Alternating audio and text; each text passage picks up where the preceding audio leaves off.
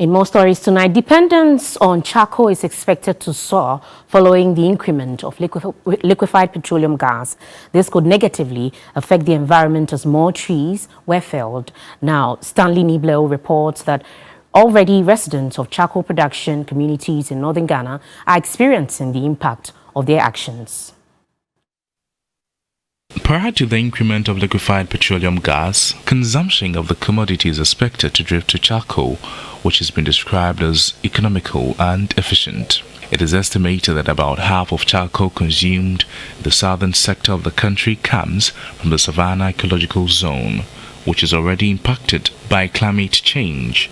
Depletion of tree resources in the Savannah belt is constant because trees felled for charcoal are not replanted. Fast drying water bodies coupled with low agricultural yields are evident. As far as these people keep on cutting down the wood, the negative impacts that we are supposed to experience from this particular menace, we are already experiencing it as at now, because the rainfall pattern in the area has drastically reduced.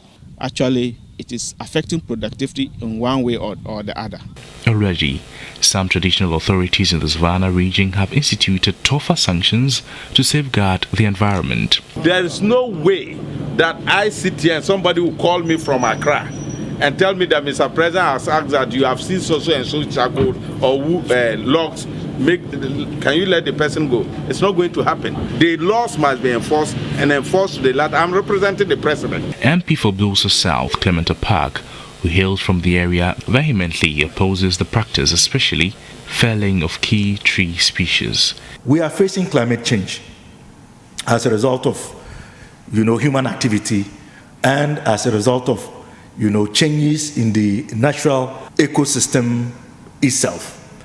And so when you have trees that take about 50 to 100 years to mature in a part of the country that is savanna, being cut and exported in the manner in which it has gone on for the past few years, we ought to be worried.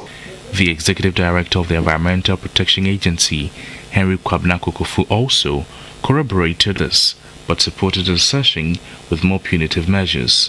It's a matter of upping the enforcement, and EPA will be doing our best to complement the efforts of the Forestry Commission to ensure that the ban stays in place and is adhered to.